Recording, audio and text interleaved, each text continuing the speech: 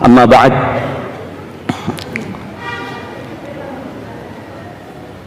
Dunia ini adalah gelanggang persaingan,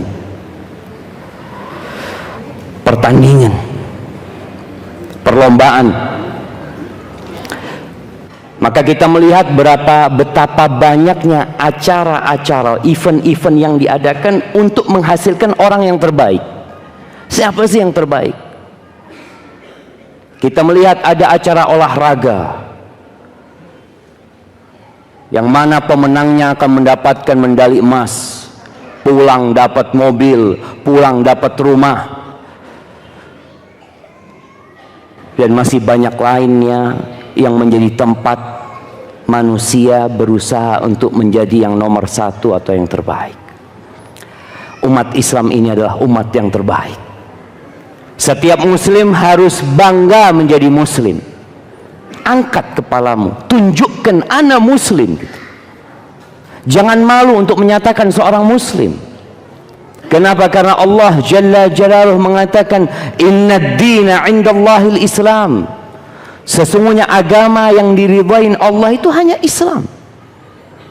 Dan Allah berfirman tentang umat ini, tentang umat Islam, tentang Nabi kita Muhammad alaihi salatu wassalam, tentang para sahabatnya, tentang para tabi'in dan tabi'ut tabi'in, dan orang yang melanjutkan perjuangan Rasul sallallahu alaihi wasallam. Apa kata Allah di surat Ali Imran ayat 110? Allah mengatakan kuntum khaira ummatin ukhrijat linnas. Kalian adalah umat terbaik yang pernah dikeluarkan untuk umat manusia. Nggak ada lagi. Umat yang terbaik itu adalah kalian, kata Allah. Tapi umat yang terbaik itu perlu menjaga nilai-nilai kebaikan yang Allah berikan. Kalau tadi dikatakan ada hal yang memprihatinkan di Bukit Tinggi ini, HIV, sebuah penyakit yang menakutkan bagi seorang muslim mendengar penyakit itu. Terus kalau lagi ada laki-laki yang beristri tapi punya kawan laki-laki lain, tersebarnya LGBT.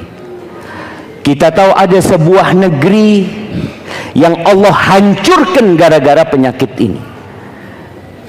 Dan sekarang dunia berusaha untuk menyatakan bahwa ini bukan penyakit, ini sesuatu yang normal. Sehingga kalau sudah ada legalitas dari dunia internasional, seakan-akan perbuatan ini perbuatan yang wajar, maka kita hanya menanti azab Allah turun. Apa yang dikerjakan umat terbaik tatkala hanya menjadi penonton?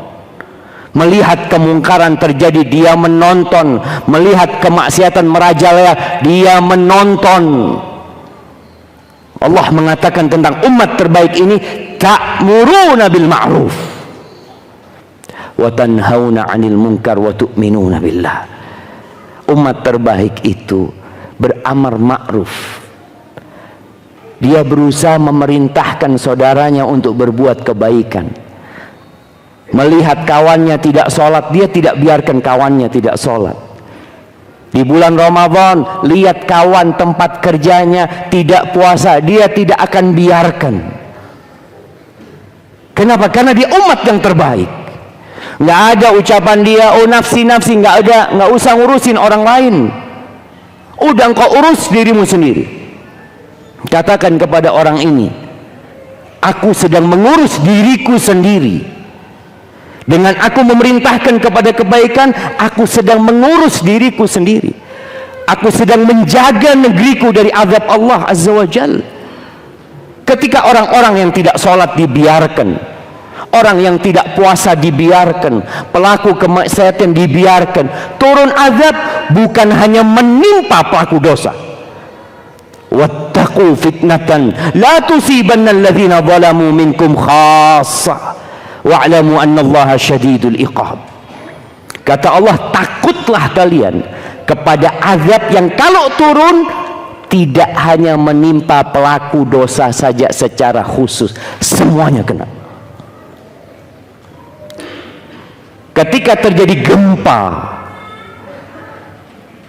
apakah yang tertimbun di rumahnya itu adalah para pelaku dosa? Bayi tertimbun. Anak-anak yang tidak berdosa pun mendapatkan dampak dari dosa tersebut. Maka saatnya umat Islam untuk membuktikan aku adalah umat yang terbaik. Ta'muruna bil ma'ruf, perintahkan kepada kebaikan. Wa tanhauna 'anil munkar, dan cegah kemungkaran. Wa tu'minuna billah, ikhlas lillahi ta'ala. Bukan karena berharap ada kamera yang sedang mengambil gambarnya, bukan. Dia benar-benar melakukan itu karena iman kepada Allah Azza wa Jal. Karena ingat, semua kebaikan yang kita lakukan, apabila tidak ada iman, nggak ada gunanya. Sholat pun nggak manfaat, puasa pun nggak manfaat. Oleh karena itu Rasul Sallallahu Alaihi Wasallam senantiasa mengingatkan, man shoma Ramadan imanan wahtisaban. Barang siapa yang berpuasa di bulan Ramadan karena iman, bukan karena ikut-ikutan, bukan karena pencitraan, bukan karena ingin pujian dan sanjungan, tapi karena dia imanan wahtisaban, maka baru dia akan mendapatkan manfaat dari apa yang dia lakukan. Ahibati fillah, sebagian kita itu hanya di level, udah Ustaz, ana jadi orang awam yang ngaji, ana jadi orang awam tapi belajar agama. Kenapa engkau nggak jadi yang terbaik? Biasanya anak-anak di sekolahan itu, kalau cita-citanya pendek, dia mengatakan yang penting aku lulus, biasanya nggak lulus ya. Tapi kalau dia mengatakan enggak, aku kepingin paling nggak masuk 5 besar. Kalaupun keluar, dia masih 10 besar. Maka niatkan untuk menjadi yang terbaik. Bayangkan Nabi Ibrahim alaihissalam, ketika Allah Jalla Jalaluh mengatakan kepada Nabi Ibrahim, inni ja'iluka linnasi imama, aku hendak menjadikan engkau sebagai imam, pemimpin untuk umat manusia. Apa kata Nabi Ibrahim? Wa min dzurriyyati, ya Allah, anak keturunanku juga ya Allah. Seorang ayah ingin anak keturunannya juga menjadi pemimpin-pemimpin. Tapi pemimpin yang gak sembarangan. Doa orang tua apa? Rabbana hablana min azwajina wa dhurriyyatina qurrata a'yun waj'alna lil muttaqina imama, dan jadikan kami ya Allah pemimpin untuk orang-orang yang bertakwa. Karena ada yang jadi pemimpin untuk orang-orang yang jahat? Enggak. Maka berusahalah meraih yang terbaik. Karena ahibati fillah, ketika berdoa, Rasulullah SAW mengatakan, idza sa'altumullahal jannah, kalau kalian berdoa minta surga sama Allah, jangan minta yang di bawah. Fasaluhul firdausal a'la, minta surga firdaus yang paling tinggi. Disuruh minta yang paling tinggi. Jadi ambisi seorang muslim itu untuk menjadi yang terbaik lil muttaqin, untuk orang-orang yang bertakwa, bukan untuk urusan dunia ini. Maka harus ada di diri kita. Ahibati fillah, siapa sih orang yang terbaik? Kalau kita bicara ingin jadi yang terbaik, ada banyak kriteria. Semoga kita bisa memenuhi kriteria tersebut. Yang pertama, Nabi SAW mengatakan, ala ukhbirukum bi khairikum wa syarrikum. Ini hadis diriwayatkan Imam Ahmad.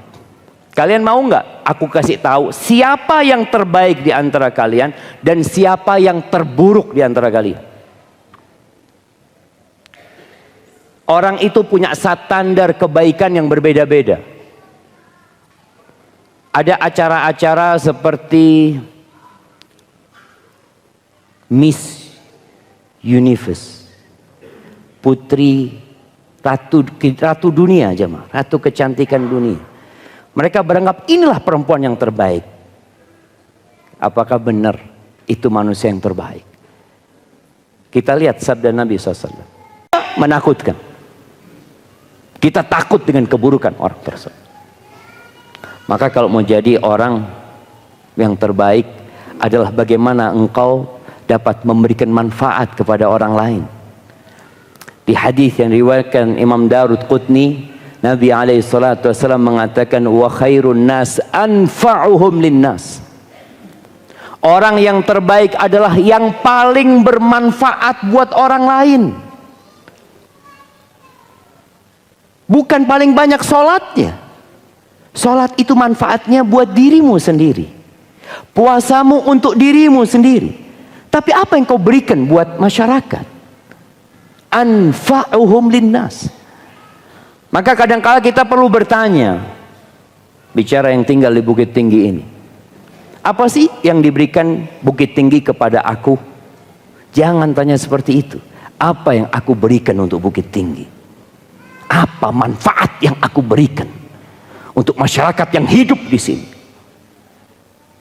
Berusaha untuk memberikan yang terbaik untuk orang-orang yang berada bersama kita. Dan kalau kita bicara manfaat, ya, insya Allah ada orang-orang yang hidupnya penuh dengan manfaat. Seorang dokter, Masya Allah, bagaimana dia memberikan manfaat kepada pasien, keluarga pasien, kepada banyak orang.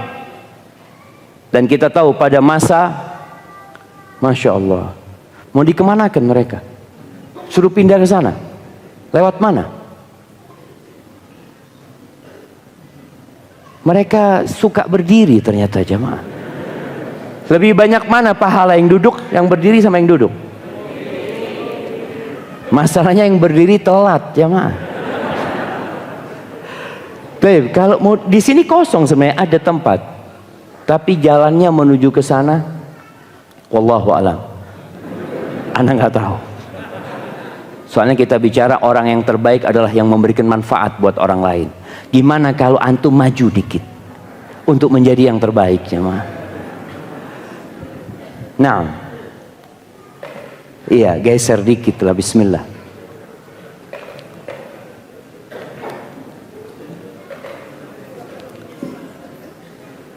Nah, dikit-dikit.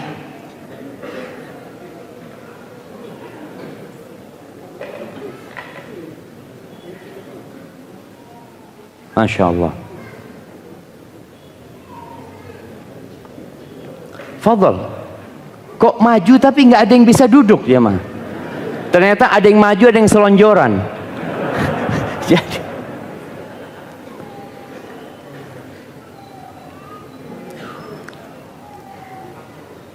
baik. Iya, kalau tadi kita bicara memberikan manfaat kepada orang lain, semoga space yang antum berikan kepada saudara antum itu bisa menambah space antum di surga Allah Azza wa Jalla. Taib, yang mak-mak aman. Taib, masih ada yang berdiri, jemaah. Ala kulli hal. Ahibati fillah. Dokter bisa memberikan manfaat buat orang banyak asalkan niatnya benar. Dokter tuh kalau kunjungan pasien, ada yang dokter di sini? Coba angkat tangan. Nggak ada, jemaah. Anda bicara yang lainnya kalau gitu. Iya, dokter tuh kalau kunjungan ke pasien, niatkan mengunjungi saudaranya muslim yang sedang sakit, ada 70.000 malaikat yang mendoakan dia. Tapi kalau niatnya sekedar cari fulus, ya pulang dapat fulus, selesai. Maka kita bisa memberikan manfaat, guru-guru yang mengajar, yang memberikan manfaat kepada anak-anaknya orang, tolong diperbaiki niatnya. Kenapa? Karena innamal a'mal binniyat. Amalan itu tergantung niatnya. Dan di antara manfaat terbesar dunia, akhirat, dunia dan agama ya, itu ketika seorang pemimpin di sebuah negeri, di sebuah kota, dia bertakwa kepada Allah Azza wa Jalla. Dia berusaha untuk memberikan yang terbaik buat rakyatnya, dan dia berusaha untuk mendekatkan diri kepada Allah tatkala orang-orang sedang tidur di rumahnya. Tatkala mereka tidak tahu dengan apa yang dia lakukan, di malam hari dia sujud, ruku, mengabdi kepada Allah Azza wa Jalla untuk menunjukkan bahwa dia melakukan ini lillahi ta'ala. Kemudian orang yang terbaik dalam dunia etika, karakter dan perilaku, Nabi SAW mengatakan dalam hadis yang diriwayatkan Imam Bukhari dan Muslim, inna khiyarakum ahasinukum akhlaqan. Orang yang terbaik di antara kalian adalah yang paling baik akhlaknya. Ini bicara akhlaknya, itu menjadi standar keimanan seseorang. Apa kata Nabi SAW? Akmalul mu'minina imanan ahsanuhum khuluqan. Orang mukmin yang paling sempurna keimanannya, yang ada di shaf pertama, yang selalu datang kajian, yang sering sedekah, yang sering sholat malam, yang selalu puasa sunnah. Nabi SAW mengatakan yang paling sempurna imannya, yang paling baik akhlak. Maka tolong diperhatikan. Pernah Nabi ditanya tentang seorang wanita. Ya Rasulullah, fulana taqumul lail wa tasumun nahar. Ada nih perempuan nama fulana, dia rajin sholat malam, tekun puasa sunnah, tapi kalau ngomong pedes, suka nyakitin tetangganya. Apa kata Nabi SAW? La khaira fiha, hiya finnar. Nggak ada baiknya nih perempuan, tempat dia di neraka.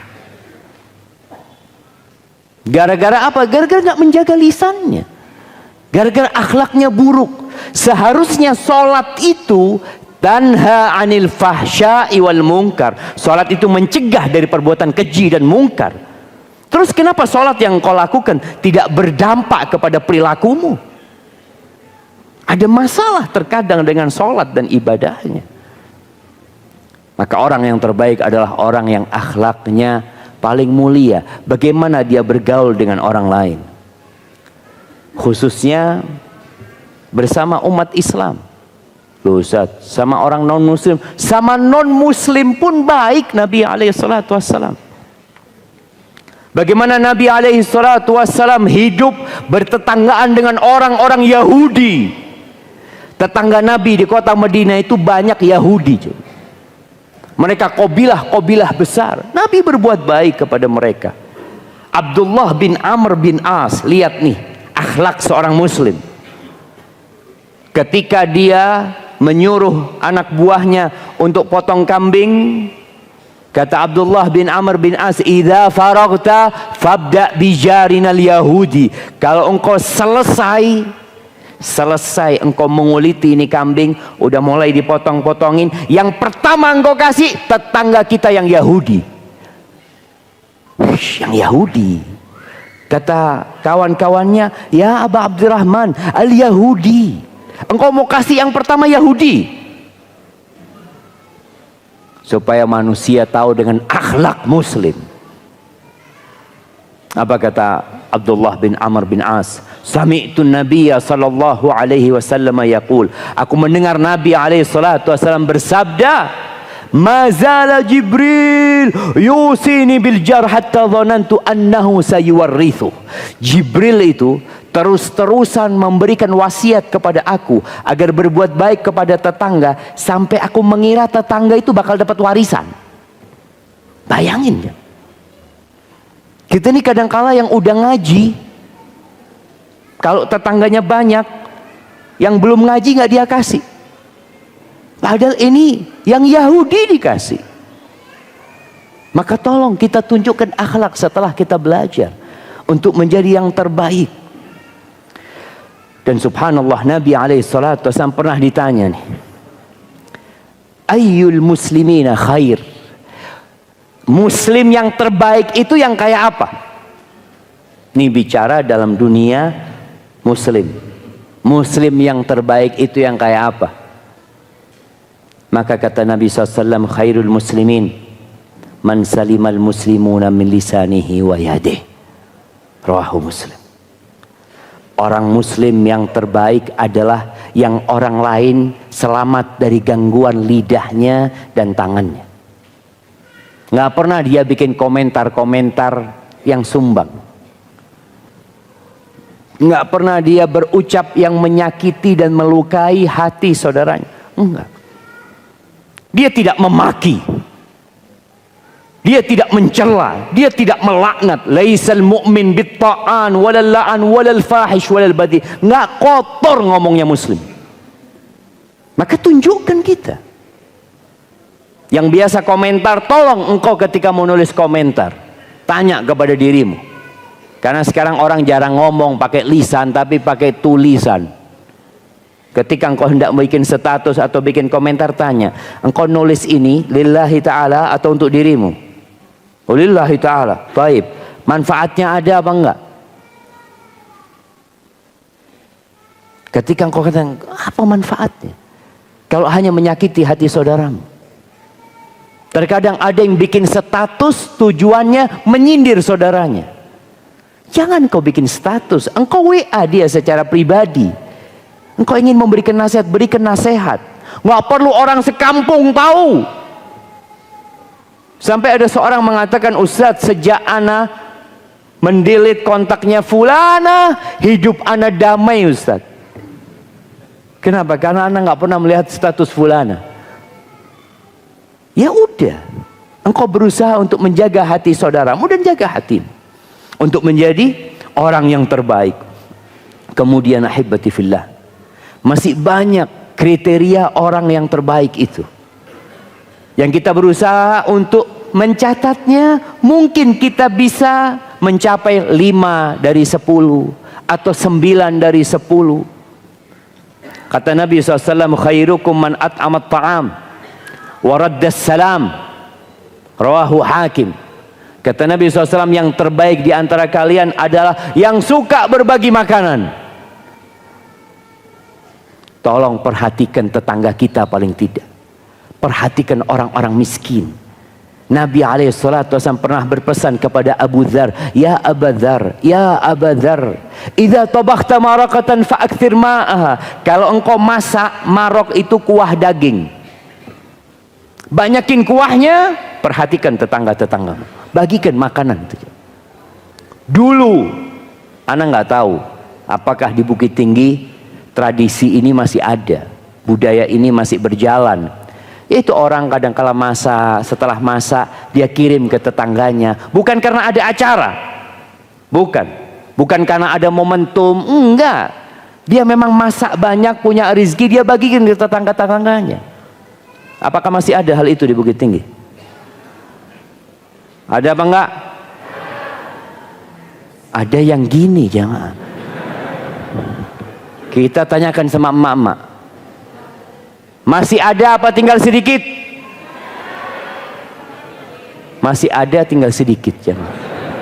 Iya, berarti ada tapi tinggal bagaimana kita menghidupkan kembali. Di bulan Ramadan, ana masih ingat di Madinah itu, Masya Allah, ketika kita mahasiswa, tetangga kita itu naruh makanan di pintu. Jadi di gantungan pintu dia taruh makanan, ya. Nggak perlu dia tahu siapa yang kirim, betul jamaah. Itu mungkin kita bisa lakukan. Ajarkan kepada anak kita untuk kirim makanan sehingga tumbuh di diri dia bahwa ini adalah perbuatan yang harus dia jaga seumur hidup dia. Berbuat baik kepada tetangga, berbagi makanan. Apalagi kalau rahim kita, kerabat kita. Yang kedua, waraddas salam. Yang terbaik itu adalah yang suka menjawab salam. Jadi berbagi makanan, yakni berbagi hadiah dan menjawab salam itu akan menumbuhkan cinta dan kedamaian di bumi kita ini. Ketika awal Nabi SAW hijrah, beliau datang ke kota Madinah, membawa sahabat-sahabat baru yang menumpang hidup di kota Madinah, yang mungkin akan menjadi beban untuk sebagian warga Madinah. Maka Nabi SAW mengatakan, ayyuhan nas, wahai umat manusia, afsyus salam, tebarkan salam. Tebarkan salam. Nih, kita yang muslim tolong tradisi budayanya diperbaiki. Kalau di Jawa itu kalau lewat depan rumahnya orang biasanya ngomong apa? Permisi. Kalau di sini apa? Numpang lewat. Numpang lewat gitu. Masya Allah. Hah? Numpang cie. Numpang cie. Iya. Nggak apa-apa bilang numpang. Assalamualaikum numpang cie.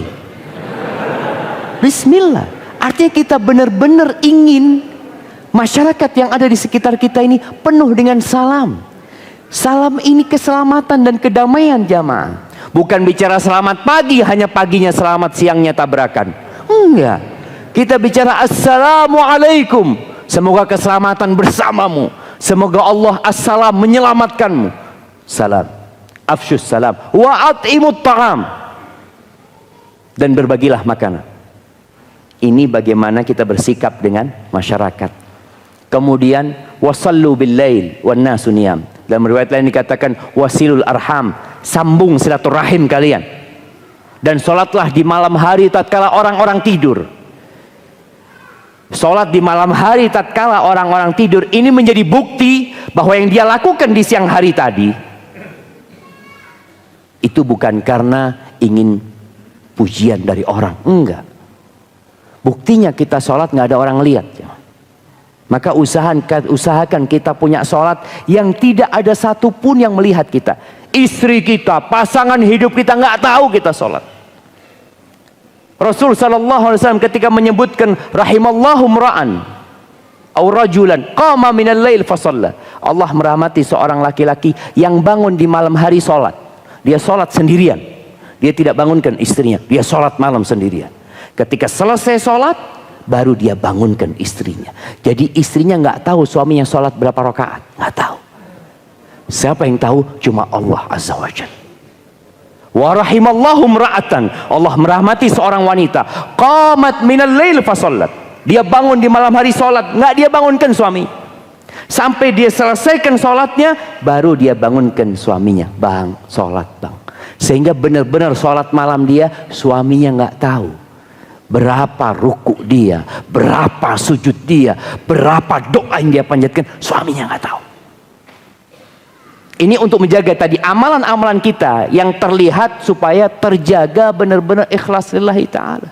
Buktikan kalau kita benar-benar beribadah untuk Allah Azza wa Jalla. Ahibati fillah. Kemudian Nabi juga bersabda dalam hadis yang diriwayatkan Imam Ahmad, khairul ashab indallah ta'ala khairuhum li sahibih. Sebaik-baiknya kawan adalah yang baik sama kawannya.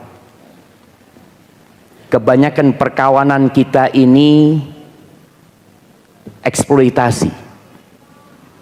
Perkawanan kita itu karena manfaat, karena kepentingan, karena mungkin bicara satu lembaga pendidikan, satu tempat kerja, satu yayasan, satu ormas, satu partai. Kebanyakan kita berkawan itu karena kepentingan. Jangan. Sayang perkawananmu nggak ada gunanya nanti. Karena Allah Azza wa Jalla mengatakan al-akhillau yawma idzin ba'duhum li ba'din adu illal muttaqin. Semua orang yang saling mencintai, yang saling mengasihi, kelak pada hari kiamat akan saling bermusuhan. Gimana kita bermusuhan sama kawan kita, teman makan kita, teman jalan kita, yang kita berbagi sama dia, akan bermusuhan kita sama dia. Pasti. Illal muttaqin. Kecuali orang yang menjalin hubungan itu karena takwa, bukan karena kepentingan. Maka jadilah orang yang berkawan karena Allah Azza wa Jalla. Ketika kawannya susah, dia selalu ada di sampingnya.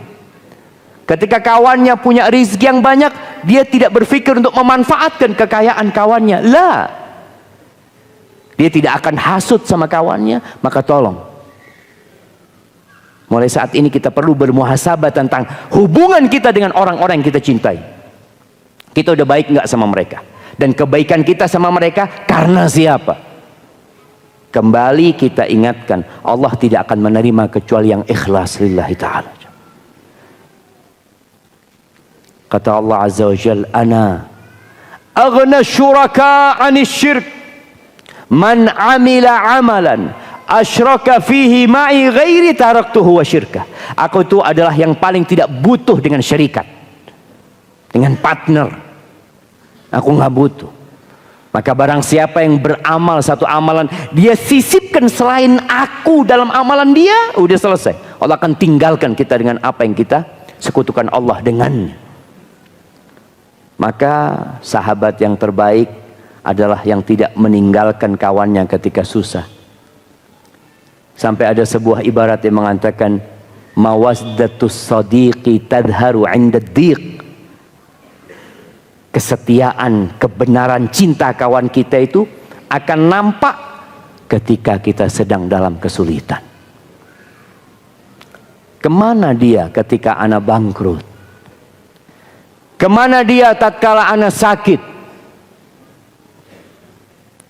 Yang punya kawan jadilah kawan yang terbaik. Wa khairul jiran indallah khairuhum li jarihi. Dan tetangga yang paling baik adalah yang paling baik sama tetangganya. Tetangga-tetangga kita bakal jadi saksi loh jamaah. Bakal jadi saksi kelak pada hari kiamat. Tentang kita, fulan kayak apa sih? Maka jangan sampai mereka memberikan kesaksian yang buruk. Hendaklah kita berusaha berbuat baik kepada tetangga. Bagaimana berbuat baik kepada tetangga? Agar menjadi yang terbaik, yang pertama, sabar kalau disakiti tetangga. Sebagian orang itu taruh di depan pagar rumahnya batu, kemudian ditulis dilarang parkir di sini. Kenapa sih? Tahu tetangganya suka parkir di situ. Kenapa engkau tidak berharap pahala? Engkau angkat itu batu, engkau kasih tulisan silahkan parkir di sini. Loh gimana Ustaz ya? Loh kita mau jadi yang terbaik sama tetangga kita. Tetangga kita nggak punya garasi, rumahnya kecil. Dia alhamdulillah bisa beli mobil. Kita kadang-kala berpikir ini belum punya garasi udah beli mobil. Astagfirullahaladzim. Dia itu nggak punya. Seharusnya kita kasih kesempatan. Inti untuk menjadi yang terbaik sama tetangga kita, jam. Kadang-kala kita lihat pohon mangga tetangga kita lewat pagar rumah kita. Daun-daunnya berjatuhan. Ketika waktu berbuah, antum petikin buahnya, jangan dimakan. Karena punya siapa? Punya tetangga, bukan punya kita. Antum ambilin, antarkan ke rumahnya. Afwan, ini buahnya takut jatuh. Masya Allah, jazakallah khair. Kita nggak dikasih apa-apa sama dia. Dia cuma jazakallah khair, nggak apa-apa. Wallah, yang di sisi Allah lebih baik daripada mangga yang ada di tangan dia, jemaah. Wallah lebih baik jemaah. Maka kita berusaha tadi memperbaiki hati kita. Kita benar-benar berbuat lillahi ta'ala. Sabar dengan tetangga kita. Kadangkala air dari rumah dia datang ke rumah kita, yang menyebabkan meresap di dinding tembok kita. Kita datang baik-baik ke sana. Afwan ininya, kemudian dia tidak perbaiki beberapa lama. Ya udah kita yang perbaiki. Kita yang perbaiki. Untuk menjadi tetangga yang terbaik di sisi Allah, ya, bukan di hadapan manusia, bukan. Sabar dengan tetangga kita kalau disakiti. Yang kedua, kalau bisa berbuat baik sama tetangga kita. Ketika kita beli mobil baru, kita parkir, kita datang ke tetangga kita, alhamdulillah, ana punya rezeki mobil dari Allah, engkau perlu mau pinjem, tafadhol. Ada yang bicara kayak gitu tetangga jamaah. Jangan sampai.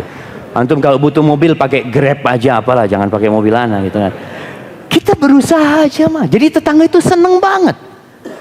Ketika ada tetangga yang sakit, butuh kendaraan, kita manfaat, fadhol, nih kuncinya, fadhol dipakai. Ustaz kasih kunci nggak balik nanti Ustaz. Jadi, ya sudah, antum yang supirin. Berusaha untuk bersabar diganggu tetangga dan berusaha untuk membalas keburukan tetangga dengan kebaikan. Itu kalau mau jadi yang terbaik. Dan orang yang seperti ini hidupnya nggak akan menderita, jemaah. Nggak akan menderita dan merana. Soalnya kalau dia memasukkan ke dalam hati kelakuan tetangganya, dia akan kehilangan kebahagiaan. Dia hidup bersama tetangganya, tiap hari ngelihat tetangganya, na'udzubillah, kok ada tetangga kayak gini ya.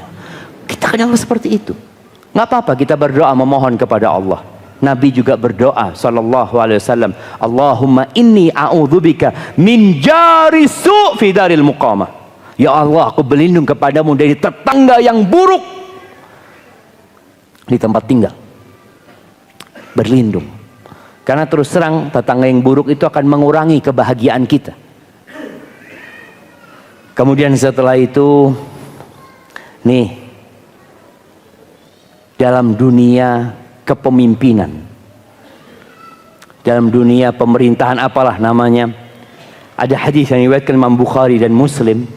Nabi SAW mengatakan, tajiduna min khairin nas fi hadha sya'an asyadduhum lahu karahatan hatta yaqa'fih. Kata Nabi SAW, kalian akan mendapati orang yang terbaik dalam urusan jabatan ini adalah orang yang paling benci dengan jabatan itu. Sampai dia harus masuk ke dalamnya, mau gimana lagi dia. Tapi dia bukan orang yang ambisius untuk mendapatkan jabatan. Lah. Tapi dia adalah orang yang berusaha ketika dia mendapatkan amanah itu, dia menjaga amanah agar Allah Azza wa Jal meridainya. Dan ahibati fillah, dalam dunia muamalat, urusan jual beli, urusan utang piutang, orang yang terbaik kata Nabi sallallahu alaihi wasallam, khairukum qadaan. Rawahu Ahmad. Orang yang terbaik di antara kalian kalau dalam urusan utang adalah yang paling baik kalau melunasi utangnya. Ahibati fillah,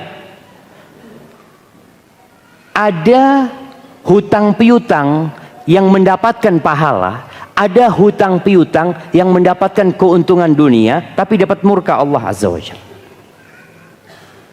Hutang piutang yang mendapatkan pahala yang tujuannya adalah membantu orang lain, bukan mencari keuntungan. Sekarang banyak aplikasi pinjaman online. Apakah pembuat aplikasi bertujuan membantu umat manusia?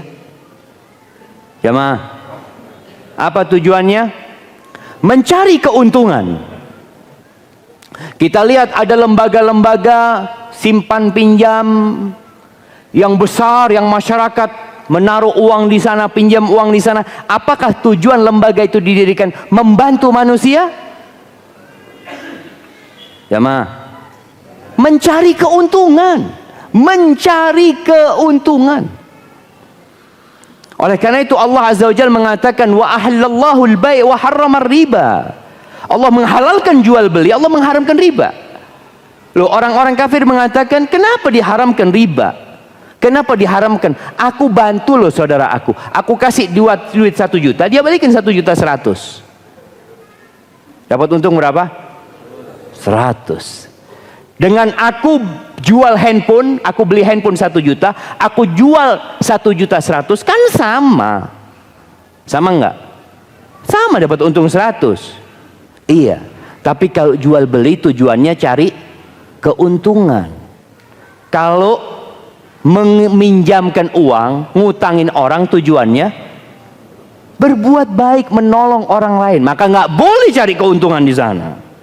Allah katakan wa ahlallahu al-bai' wa harrama riba.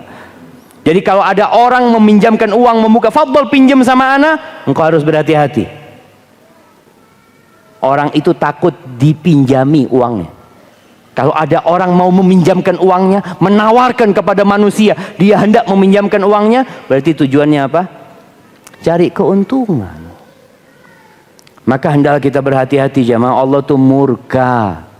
Murka. Allah mengumumkan perang kepada pelaku riba. Kalau antum gimana Ustaz, ana sudah pernah melakukan riba dan sebagian orang ini masih melunasi hutangnya sama ana, maka antum ambil modalnya. Dia punya utang 10 juta, sudah bayar 10 juta, seharusnya 12 juta dengan ribanya. Antum jangan ambil ribanya. Jangan mengatakan sudah saya ikhlaskan, bukan, itu riba. Jangan katakan sudah diikhlaskan, tapi sudah ana bertobat kepada Allah Azza wa Jalla, ana minta maaf. Dan yang berhutang, tolong jangan menunda-nunda pembayaran hutang. Orang yang mengutangin orang lain itu jamaah dapat pahala sodakoh. Jadi kalau antum saudaranya susah, antum pinjemin 1 juta, antum dapat pahala sodakoh tiap hari 500.000, setengah dari nominalnya. Kalau jatuh tempo pelunasan, dia nggak bisa bayar, antum kasih waktu, Masya Allah, antum akan dapat pahala sodakoh full dari uang itu. Uangnya tetap ada, pahala sodakoh mengalir jamaah. Maka yang berhutang tolong cepat melunasi hutang. Jangan menunda-nunda, karena yang terbaik adalah yang terbaik kalau melunasi hutang. Ahibati billah.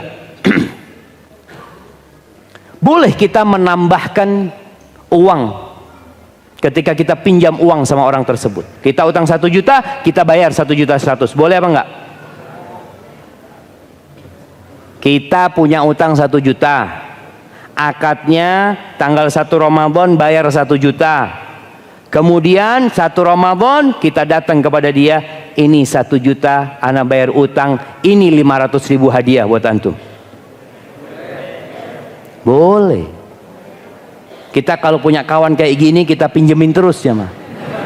Wah, nanti pinjam duit. Tapi ingat, jangan sampai kita niatkan untuk mendapatkan tambahan. Jadi akadnya nggak boleh ada tambahan. Dan orang yang berhutang mati bawa itu hutang, hati-hati. Rasulullah SAW pernah duduk bersama para sahabatnya. Lalu beliau memegang keningnya mengatakan, "Madza anzalallahu minat tasydid?" Apa ini hukum yang berat yang Allah turunkan? Beliau sambil pegang keningnya. 3 kali beliau mengatakan itu, sahabat nggak ada yang berani ngomong. Keesokan harinya Nabi SAW ditanya, apa ya Rasulullah? Apa hukum yang berat yang Allah turunkan? Lalu beliau menjelaskan, andai kata seorang lelaki berjihad di jalan Allah, thumma qutil, kemudian dia meninggal dunia, kemudian dihidupkan kembali, kemudian dia berperang di jalan Allah, kemudian dia tewas, dihidupkan kembali, kemudian dia berperang lagi di jalan Allah, 3 kali dia mati syahid, dan punya utang, nggak diampuni dosanya. Utang ini nggak akan terlepaskan. Nafsul mu'min mu'allaqatun bidaini. Jiwa seorang beriman itu bergantung dengan hutangnya. Hatta yuqta anhu, sampai dilunasi hutangnya. Maka jangan merasa remeh ketika kita punya hutang. Berusaha untuk segera melunasinya, jual barang atau apa, karena kalau kita mati beban buat kita jemaah. Niat ketika berhutang, niatkan untuk melunasi. Jadi awal kita pinjam duit, jangan mengatakan oh sama fulan gampang urusannya, jangan. Niatkan, ya Allah aku akan melunasi hutangnya dia. Itu akan berdampak kepada bagaimana kita melunasi hutang kita nanti. Allah akan mudahkan pelunasan hutang. Man akhadha amwalan nas, kata Nabi SAW, man akhadha amwalan nas yuridu ada'aha. Barang siapa yang mengambil harta orang, pinjam uangnya orang, niat untuk mengembalikannya, addallahu anhu, Allah yang akan melunasi. Bayangin, kalau antum niat bayar, Allah yang akan melunasi. Wa man akhadha amwalan nas yuridu itlafaha atlafahullah. Tapi kalau ada orang yang pinjam, niat nggak mau bayar, maka Allah akan hancurkan dia bersama hartanya. Maka jadilah orang yang terbaik dalam masalah ini dengan segera melunasi hutang kita. Ahibati fillah, dalam dunia ngajar mengajar, Siapa yang terbaik? Kata Nabi SAW, khairukum man ta'allama al-Quran wa 'allamahu. Orang yang terbaik di antara kalian adalah yang belajar Al-Quran dan mengajarkannya. Nasihat ana, semua ibu tolong masuk ke dalam bab ini. Paling tidak engkau jadi guru buat anak-anakmu. Itu paling minimal. Kalau bisa nggak panggil guru, nggak panggil ustadz dari luar, ajarkan sendiri. Kenapa engkau kok ngajarkan sendiri? Aku ingin menjadi yang terbaik dalam dunia ini. Man ta'allama al-Quran wa 'allamahu. Cuma kita sedih jemaah. Pengajar Al-Quran ini kadangkala kurang dihargain, kurang dihormatin. Mungkin di Bukit Tinggi enggak? Di Bukit Tinggi guru ngaji digaji berapa? Nah, siapa yang guru ngaji? Ana nggak mau tanya sama Pak Wali Kota, enggak. Ana mau tanya sama guru ngajinya. Nah, digaji berapa? Jemaah, berapa? Seikhlasnya. Oh, banyak kalau seikhlas. Masa seikhlasnya? Gimana? Oh, kalau seikhlasnya dikit. Kalau guru privat ngajar matematika, ngajar bahasa Inggris, untuk ikut olimpiade, berapa gajinya? Oh, lain Ustaz. Tinggal sebut angka kalau itu Ustaz. Kita nggak menghargai. Padahal ini orang yang terbaik, yang mengajarkan kepada anak kita tentang firman Allah Azza wa Jal, yang menjadikan sholatnya jadi sah. Kita gaji semau kita. Tolong standarnya di atas yang ngajar ilmu umum lainnya. Ketika kita mau bikin standar, mana standar ilmu umum yang paling tinggi? Pengajar Al-Quran di atasnya. Kenapa? Nabi SAW mengatakan, yang terbaik di antara kalian yang belajar Al-Quran dan mengajarkannya. Sebagian orang tua kalau memasukkan anaknya ke Taman Al-Quran, TPQ, kalau bayarnya mahal, dia tanya, kok mahal banget sih? Tapi kalau ke umum nggak pernah nawar dia. Ini menandakan kita juga kurang menghargai Al-Quranul Karim yang merupakan kitab pedoman hidup kita. Jadilah orang yang terbaik. Kalau engkau nggak bisa menjadi pengajar Al-Quran, jadilah orang yang belajar Al-Quran. Usahakan seperti yang saya sampaikan tadi, hafalan Qurannya ikut umurnya. Hafalan Qurannya ikut umurnya. Yang umur 40 tahun berapa surat? Ya 40 surat lah. Masa nggak bisa 1 tahun 1 surat? Kebangetan jemaah kalau nggak bisa. Yang umur 50 tahun 50 surat. Karena nanti orang yang punya hafalan Quran, ketika dia masuk surga, dikatakan kepadanya, Iqra warqa warattil kama kunta turattil fid dunya fa inna manzilataka inda akhiri ayatin taqra'uha. Akan dikatakan kepada dia, fadhal engkau baca, derajatmu akan naik.